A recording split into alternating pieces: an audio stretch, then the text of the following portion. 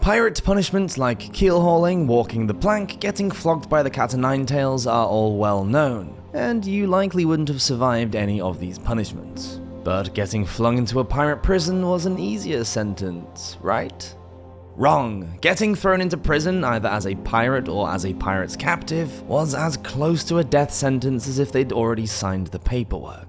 There's no one-size-fits-all answer to what a pirate prison would have been like, as it would vary throughout the years and across the seas. As we've said before, pirates are not renowned for their kindness towards others, and it didn't matter if you were a crewmate, a captain, or a captive. They dealt out horrifying punishments to their prisoners and were subject to equally horrible treatment in return when they were caught. Welcome to Walk the Plank.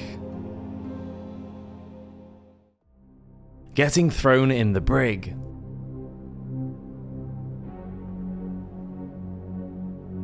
Long voyages at sea led to high tensions, particularly if the crew didn't approve of the captain's decisions. If enough pirates got together to upset the chain of command, things could go very wrong very quickly for those higher up the chain of command. Whether the mutiny was successful or not, somebody was going to end up getting thrown in the brig. The name for this type of prison on a ship actually comes from the word brigantine, a two-masted ship that was frequently used as a floating prison. Over time, this became the word for the cells on a ship where prisoners were kept. The US Navy still calls the holding cells on their ships the brig, but modern-day punishment is a long way from where it all began. A few years ago, the US Navy stopped the bread and water punishment, where sailors would only be allowed to have bread and water to eat and drink. This was a long-running tradition that went back to the early days of the British Royal Navy and was commonly used for minor infractions. A relatively small offence would probably lead to 3 days in the brig with only bread and water.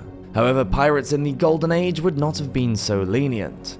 Getting thrown in the brig a couple of hundred years ago was a truly horrendous punishment. Sailors would get locked in a tiny space in the bowels of the ship with very little room to move around or stretch, and then have their meals limited to bread and water. This could have been anywhere up to 30 days of only having bread and water. Can you imagine surviving even a week on that? Getting clapped in irons.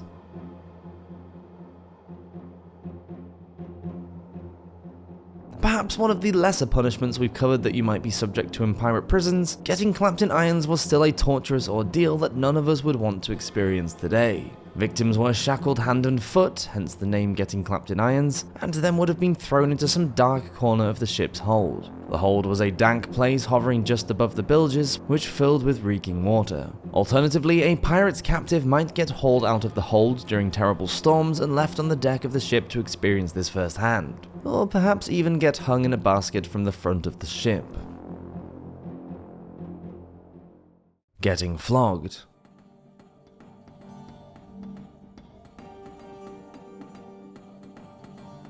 Getting locked up or shackled was bad enough, but prisoners were often subjected to various torments whilst incarcerated. The more gentle punishments of caning or birching were reserved for the younger crew members, but flogging could kill a man. Up until the mid-1800s, any pirate who'd committed a major offence on board would be tied to the mast and flogged. Flogging tore the flesh on your back, causing open wounds that often got infected.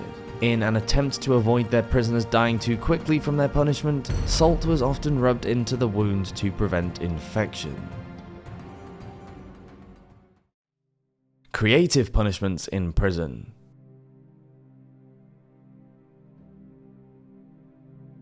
One notoriously cruel captor was the Englishman Edward Lowe. He was active in the 1720s throughout the Caribbean and Eastern Atlantic, building up a long rap sheet of crimes against the people he captured. Along with butchery and hanging, Ned Lowe had a penchant for cutting various body parts off the people he captured, including a captain whose lips were cut off and burned in front of him, or a fisherman who was taken captive and then forced to eat his own ears. Anyone travelling to or from North America between 1916 and 1926 had genuine reason to be afraid of getting captured by Edward Lowe. There are a couple of stories from survivors that paint him as a violent and angry man, including one from a young sailor called Philip Ashton, who wrote that after being captured by Lowe and his crew, quote, "They used me very barbarously," and that they threatened to cut off his finger to get a ring that he was wearing.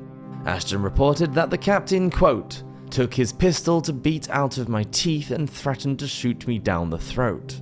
The final gruesome punishment that Ned Lowe inflicted on one of his prisoners was cutting out a prisoner's heart, which another captive then had to eat.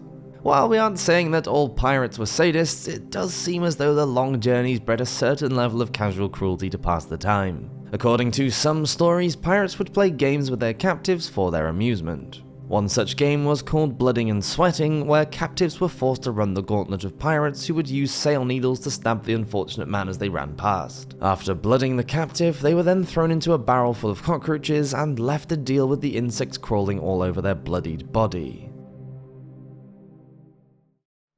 Prison for pirates.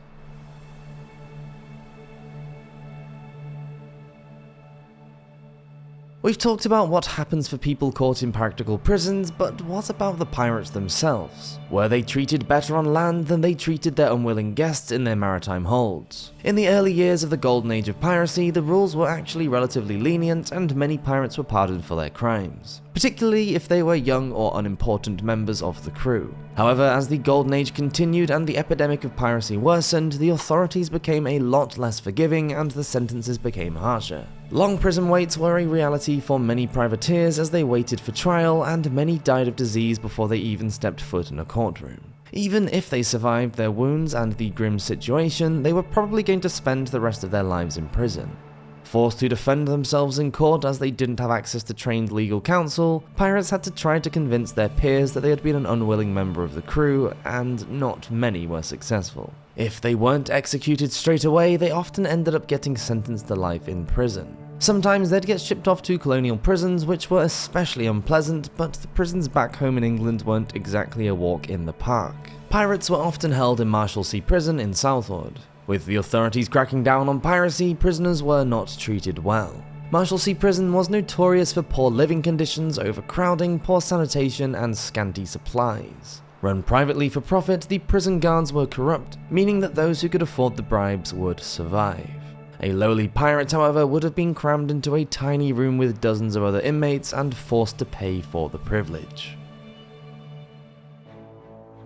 Colonial Prisons.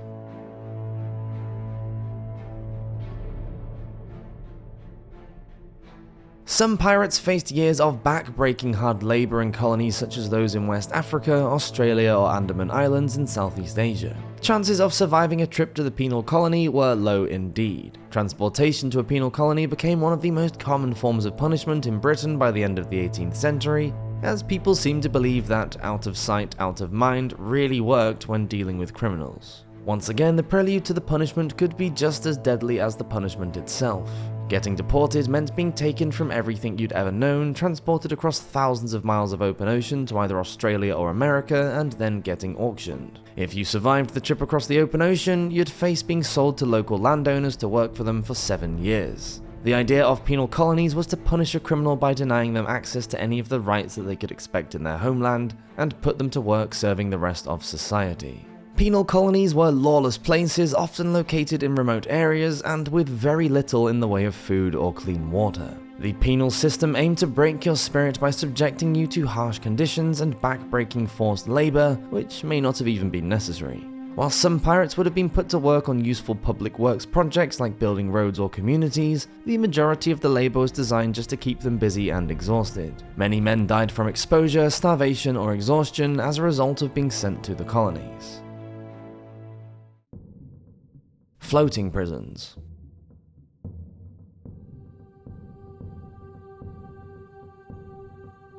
As we mentioned, pirates were often held in temporary prisons before facing the court and their subsequent sentencing.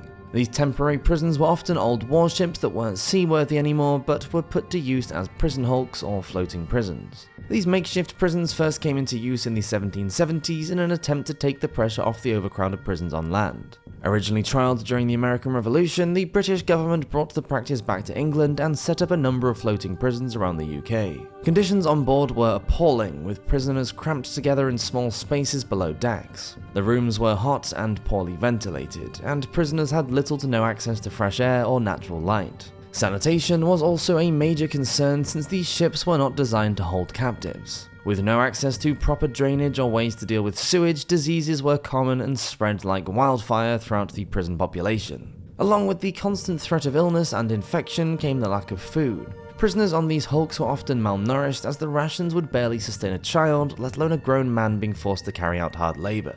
Prisoners were flogged for minor infractions, leading to further chance of infection. Outro.